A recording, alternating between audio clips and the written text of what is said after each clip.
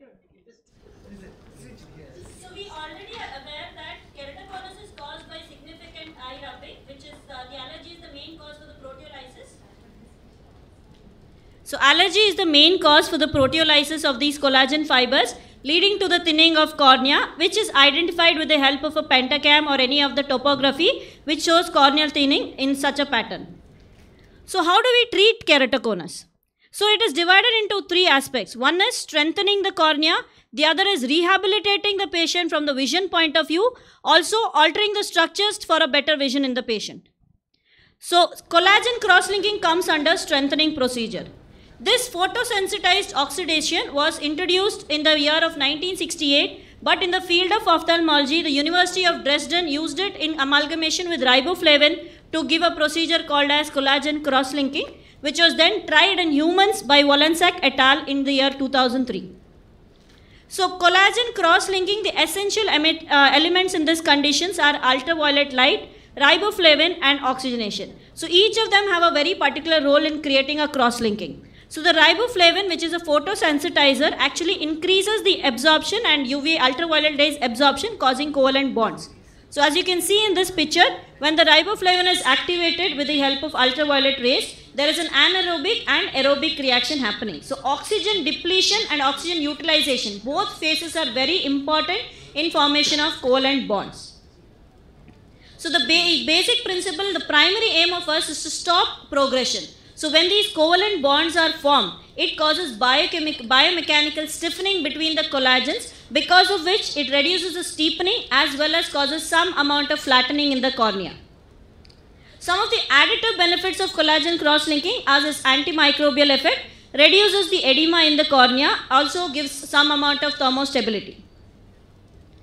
Criteria for collagen cross-linking definitely is a patient who is diagnosed of keratoconus but of an age more than 10 years or less than 30 years. Free patients coming with frequent change of glasses with a vision less than 6/9.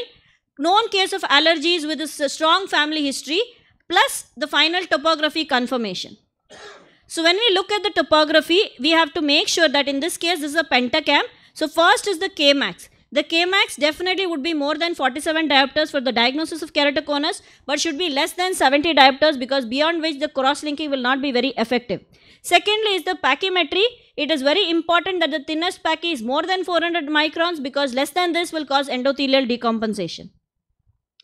So in case of BAD or Bellin-Ambrosio display, the anterior float of more than 10 microns, the posterior float more than 15 microns is the criteria. What are the absolute contraindications for collagen cross-linking? Now you know that this patient is having keratoconus, there is high risk of progression, but it is not possible to do any kind of C3R in this patient. They are patients with prior herpetic keratitis, because we know any kind of treatment on the cornea will accelerate this keratitis. Collagen vascular disease, again there will be intense scarring in these patients. Pre-scarred corneas or advanced conditions. Pregnancy, definitely we cannot do any procedures, or already hydropped eyes. The variable contraindications are pre-op keratometry of less than 400. So my senior Dr. Anand sir will be speaking how to handle this. Extreme suffragin less than 40 years, less than 14 years, because obviously patient cooperation.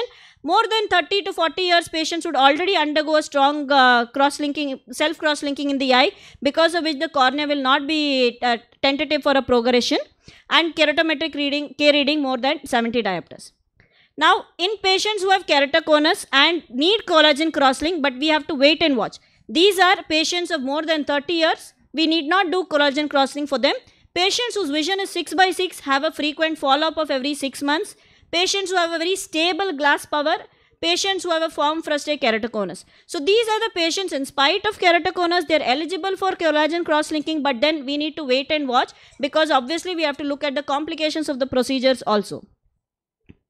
So coming to the classical protocol or the Dresden's protocol, this involves instillation of riboflavin 0.1% for every 3 to 5 minutes in the initial 30 minutes, followed by ultraviolet A rays, that is 370 nanometers irradiation at the speed of 3 milliwatt per centimeter square for 30 minutes. So the total energy required for a cross-linking is 5.4 joules per centimeter square. So during the ultraviolet ray absorption, irradiation, we have to instill riboflavin every 5 to 10 minutes. Now, as I told you, the dose is very important, and this is called as the fluence. The combination, what you're seeing, the power into time is what we get as a joules or the energy. So maintaining 5.4 joules per centimeter square is very important. But as usual, everybody wants to do a faster treatment so that the time consumption is less. So there were different techniques that were coming into the market in the name of accelerated C3R. But what was found was maximum benefit was attained for a 10 milliwatt centimeter square for 9 minutes. Anything more than this, the anaerobic and aerobic activation of the riboflavin was very, very minimal. So the actual collagen cross-linking was not happening. So thus the rest of the procedures were not popular. Now coming to the post-op, these definitely following the procedure, a contact lens has to be put. These patients have an installation of antibiotics. Steroids is a very personal choice of corneal surgeons. Some of them use steroids after 3 days once the contact lens is removed, while some of them prefer starting the steroids on day 1. So both of them are okay depending on your personal experiences. Preferably starting it earlier would be easier to prevent any kind of inflammation. Systemically, definitely patients will be very photophobic, so giving them analgesia for first 2 days is very, very important.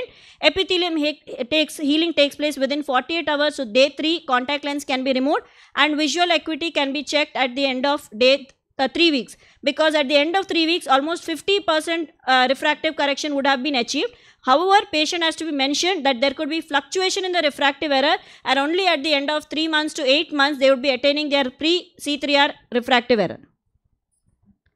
So the reason for this kind of changes in refractive error is the corneal haze caused by keratocyte apoptosis. So this normally resolves over a period of weeks, and if we do an anterior segment OCT at the end of 3 to 4 weeks, we will be seeing a demarcation line exactly at 300 or 250 microns, which is the place where we require the strengthening to happen.